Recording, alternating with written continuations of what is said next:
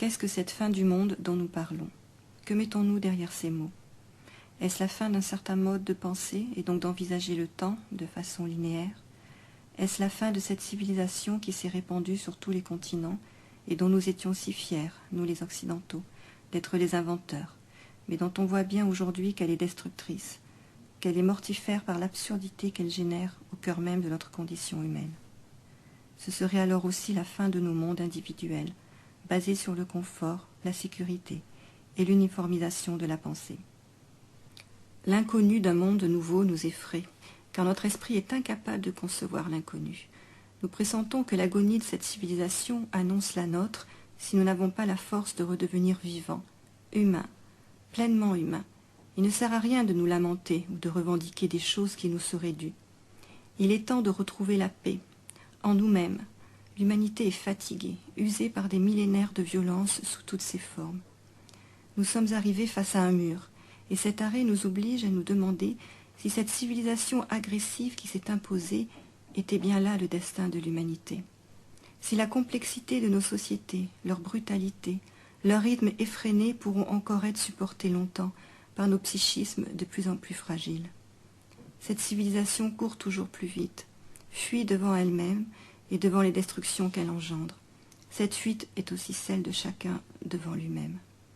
Si nous ne comprenons pas que ce monde, c'est nous, que ce vieux monde dont nous annonçons et craignons la fin, c'est nous-mêmes, alors nous ne pourrons pas accomplir le pas nécessaire à la transformation. La fin de ce monde-ci implique la fin de ce que nous sommes devenus. C'est pour cela qu'inconsciemment, nous redoutons tant cette fin.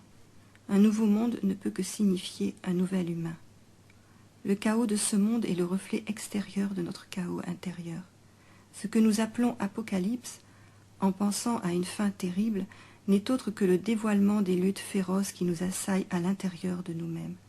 C'est la révélation de cette réalité que nous avons créée en nous. Il est essentiel de la voir. Mais sommes-nous capables de voir en nous toutes les formes de violence qui sont à l'œuvre dans la société, de les reconnaître dans nos croyances, nos désirs, nos jalousies, notre sexisme, notre mépris du faible, du pauvre, notre nationalisme, notre cupidité? Par notre avidité au quotidien, ne participons-nous pas à cette compétitivité économique de guerre entre les individus, entre les entreprises, entre les pays?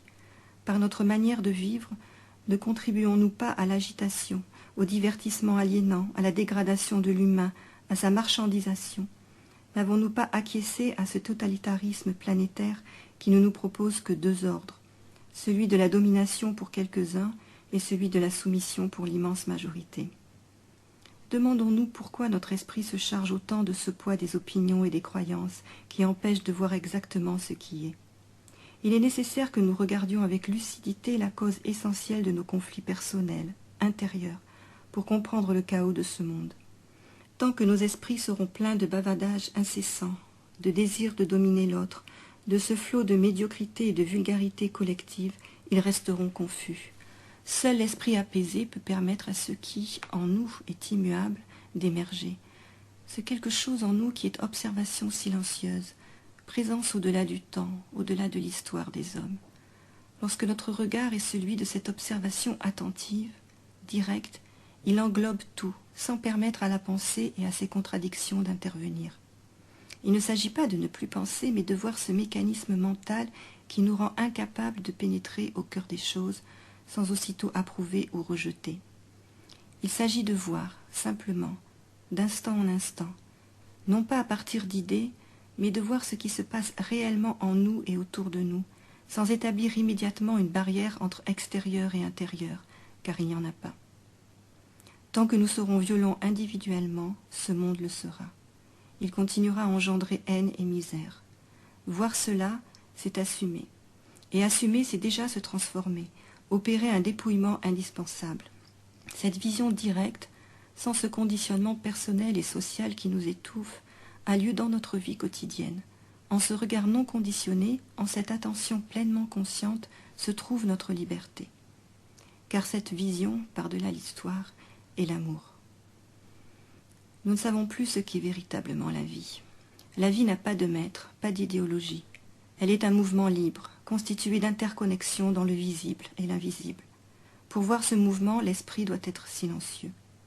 car derrière notre tohu-bohu, il y a le silence, une autre réalité, immuable celle-là.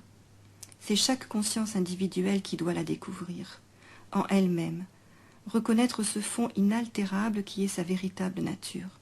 Ce fond est hors du temps, car hors de la portée de notre esprit. Il n'est donc pas concerné par la fin des temps. En ce fond se trouvent la connaissance et l'amour, indissociables. Dès que nous avons découvert, touché ce fond, la métamorphose opère. Nos peurs, nos convoitises se détachent de nous, nos souffrances s'apaisent, une plénitude s'installe. Ce retour à notre être profond, intime, est un changement de perspective, une vision globale et non plus fragmentée de la vie. Nous comprenons que la vie est une, et que tout ce qui se passe en nous se manifeste aussi dans le monde. Donc notre propre métamorphose jette des semences dans le monde. Cette unité redécouverte est liberté. Elle nous donne le courage de nous simplifier, de nous débarrasser de l'emprise de cette société devenue trop complexe, qui nous oblige à n'être que des consommateurs. Nous sommes devenus les esclaves d'un système organisé pour le profit de quelques-uns. Ces prédateurs voudraient nous faire prendre pour inéluctable ce moment de l'histoire humaine. Nous subissons depuis quelques décennies un lavage de cerveau qui nous contraint à un modèle unique de relation entre nous, fondé sur la compétition, la rivalité, la méfiance de l'autre, et qui nous interdit d'inventer d'autres modes de relation. Nous savons pourtant qu'il a existé et qu'il existe encore des sociétés, des communautés où les membres ont développé des relations de solidarité, de fraternité. Mais nos consciences étouffées, droguées, ont abdiqué. C'est ainsi que nous nous sommes habitués à cette lutte incessante entre nous tous, mais aussi avec nous-mêmes et avec la vie. C'est ainsi que nous sommes devenus égoïstes et incapables de responsabilité face à nos actes. C'est ainsi que nous avons réduit nos existences à une suite ininterrompue de batailles, de soumissions et de souffrances. C'est ainsi que pour oublier, nous nous sommes jetés dans une consommation effrénée de produits et de divertissements. Nous devons retrouver notre dignité d'être humain, cette dignité qui est de nous relier en conscience à ce que nous sommes véritablement. Notre existence ici en tant qu'être humain a un sens, personnel et solidaire. Nous avons la responsabilité de l'état du monde. Or chacun de nous, dans sa vie quotidienne, contribue à l'agressivité, à l'avidité, à la misère. Avons-nous le courage de regarder cela, sans justification ni culpabilité, sans aucun réflexe idéologique, religieux ou culturel? Oui, nous pressentons que ce monde est au bord de la catastrophe. L'ancien monde se meurt, et dans son agonie, il tente d'étouffer le nouveau qui naît. Les conséquences sur nos vies peuvent être dévastatrices.